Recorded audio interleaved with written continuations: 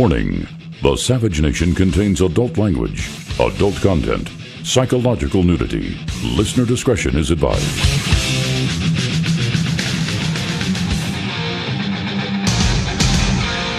And now, America's most exciting radio talk show, The Savage Nation, home of unprotected talk, borders, language, culture. And here he is, Michael Savage. Please, I'm not ready for America today. I can't take another day of it under the terrorist in the White House. So here we are on the Savage Nation. Every day we wake up and the country devolves a little bit more because of the terrorism that is coming out of the White House, the terrorism against borders, the terrorism against our language, the terrorism against our culture. Can you imagine a president of the United States sending a congratulatory letter, email, tweet to a man who cuts his schmendrick off? Well, I guess he really didn't do that. Everything's been changed. All definitions have changed. So we have a traitor in the White House who pretends he's a patriot. A man who has divided America like it's never been divided, who says one of his core principles is to never divide people. So a former athlete, age 65, decides he wants to live the rest of his life as a woman simply because he's a narcissistic egomaniac who belongs in a mental hospital. And the psychos at Vanity Fair put him on the cover, give him a 22-page layout to discuss his coming to grips with his feelings he's had about himself for years. And now that this psychopath is acting on those feelings, changing his name to Caitlin, they give him a photo shoot with him dressed in several gowns and other women's attire. All of a sudden, psychopathic tweets come in from all over the world, from his family, some family, all sick in the head. And even the so-called president of the United States congratulates him on his courage in taking this brave step. That's a redefinition of the word courage, isn't it? Like redefining the word marriage. See where it's led to? Now we redefine the word courage. They changed the words courage and brave, just as the word marriage has been changed.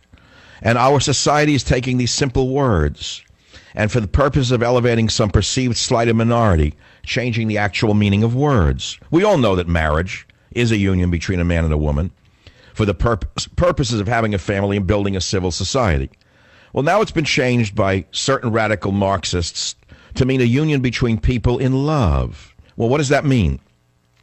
What's love mean? The consequences of this are yet to be seen, as other unions will have to be recognized as marriage under this new definition. Now, bravery and courage will have to be reevaluated. Remember when it took courage to see that your nation and family were under attack and stepping up to defend them at the risk of your own life? That was courage. That was bravery. Remember when bravery was running into machine gun fire to rescue a buddy who'd been cut down in fire? Ask someone who stormed Omaha Beach on D-Day, or Guadalcanal, or Anzio, or the Chosin Reservoir in Korea, or survived the Quezon shelling in Vietnam, or troops still alive who were at Fallujah or Ramadi. Ask those guys what bravery and courage mean. Or if you don't want to go that far, ask a cop on the street who has to face the vermin every day, to take out another Muslim trying to behead him, as just happened in Boston, or a fireman who has to run up a burning ladder to save lives. Ask them what it means to be brave, what to have courage. You know what those men would tell you? It was nothing. They would do it again if they were asked to do it. They're not looking for any special recognition at Vanity Fair or the media. Ask them if this crazed athlete did was brave or courageous, or the act of a psychopath. You know what they tell you? They fought and died for his right to be a psychopath and exhibit himself. Now that's bravery and that's courage. Now let's have a little music. Let's go to the original one I picked, the Shirelles, because I really like that song almost better than the second one I picked. And we're going to give out copies of Countdown to Mecca for Father's Day to all those lucky enough to get on the air. I have some positive notes for you, which is the young people applying for the Savage scholarships and other stuff. ISIS bans pigeon breeding because seeing birds' genitals overhead offends Islam. This is how sick the country is. Wait, stop. I couldn't believe this story yesterday. ISIS, the Islamo-fascists, have banned pigeon breeding in the territories they've conquered in Iraq and Syria because seeing birds flying overhead, seeing the genitals of birds flying overhead, offends Islam. This is Islam. Oh, here, speaking of Islam, I don't know if you caught this one. It was buried from the media immediately. There was a sex sting operation in Florida recently where they arrested 101 people. And guess who they took into the net? A Muslim leader. The Orlando leader of the Council of American Islamic Relations was arrested in a child sex sting. Wait, it gets even better. Ahmed Salim, a Muslim youth coordinator, was also one of the men arrested. Investigators said the men all went to a home in Claremont with the hope of having sex with a child. Now, here's the last punchline from Ahmed Salim of CARE. The car Salim traveled in had a license plate that said, quote, invest in children, according to investigators. Oh, by the way, Mr. Muslim Salim is also founder of the Salim Academy, an organization empowering Muslim youth globally.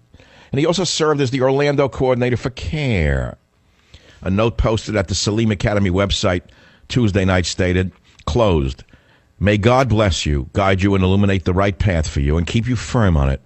Keep me in your prayers. So there's a community outreach leader interacting with teens in and around the Orlando area, pulled up in a sex scandal there, trying to get in with a kid. Sick, sick, sick. Anyone who actually does this should be executed as far as I'm concerned. And I'll tell you why, because if you do this to a child, that child is ruined for life. They're destroyed. You've stolen a life. You've killed them. It's homicide. So there's no punishment that's sufficient as far as I am concerned. I'm not asking you to chime in on this. There's other news that I will get to you. Did you hear about the school that took children on a field trip to a sex shop? You didn't hear that one. Now, why would parents allow their children to go on such a field trip to a sex shop? Answer, because it was called the Gaia School, and the parents are all progressives, and they sent their children to this progressive school. And so the psychopathic teacher in this progressive school took their little children to a sex shop on a field trip. There's the liberal agenda as seen by the X-ray machine called a savage nation. Meanwhile, the terrorist in the White House says the United States is the most respected country in the world. By the way, I'm using that guardedly. If I call Obama a terrorist, what do you think I mean? Well, let's analyze it. For 21 years, I have spoken about and written about borders, language, and culture. And we all know what happens when you break the border of a nation. People flood in who you don't want in the nation. They include the genuinely needy, that's assuming we can take care of the needy, and the criminals, and the perverts, and the rapists, and the terrorists. So if an enemy were to break our borders, we would say he's a terrorist, right? Now, what if an enemy were to debase our language? What if an enemy were to destroy or decimate our culture? You'd say he's a terrorist, wouldn't you? Well, there it is. Go with the enemy. Obama says he's the greatest friend Israel's ever had. Tell that to the Israelis. The global threat of ISIS, it keeps growing. Illegal immigrants can shape elections.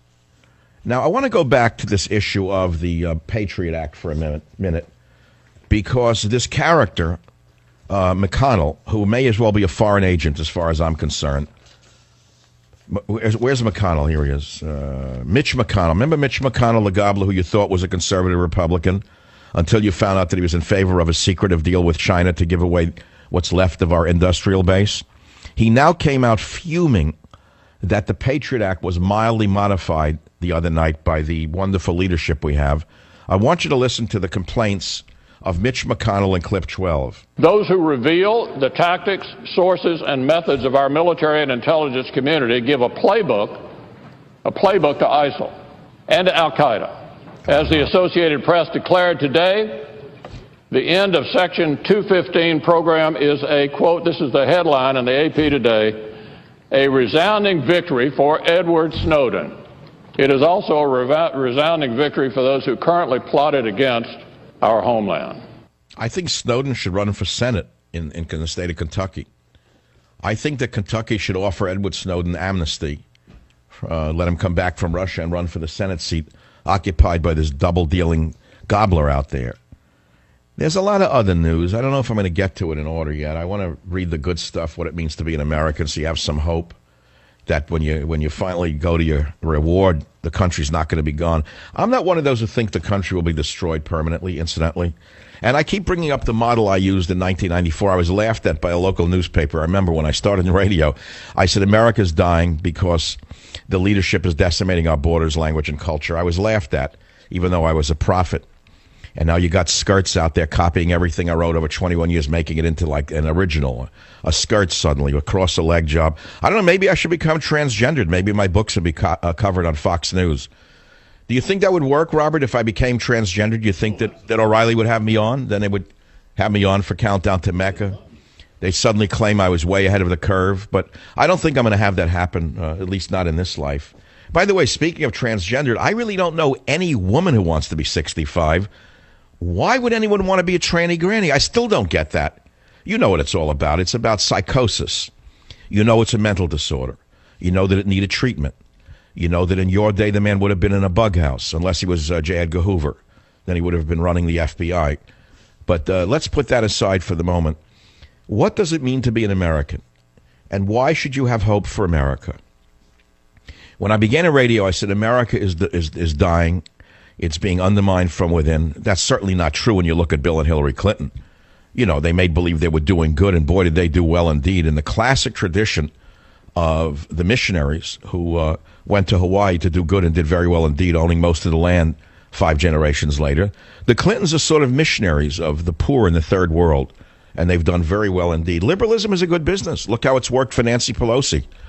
Look at the richest people in America. They're all liberals. How does that work? How is it that Dianne Feinstein has enriched herself while being in office all these years, and she's espoused the liberal causes, while San Francisco's turned into a toilet, a dirty, overflowing toilet, while this woman walks around there on Pacific Heights like she owns the place? How is it that Nancy Pelosi's enriched herself while she's in office, while the city is a cesspool, not only a psychological and social cesspool, but the streets themselves look like an open sewer? What do you want to talk about? I don't know if you want to talk about any of this. I don't know if I want to talk about any of this. I think what I'll do instead right now is something that broadcasters used to do in order to get ready for a show, which is test all of the stops. And they would get on the air, and before they'd go on the air, they'd go, E-O-A-L.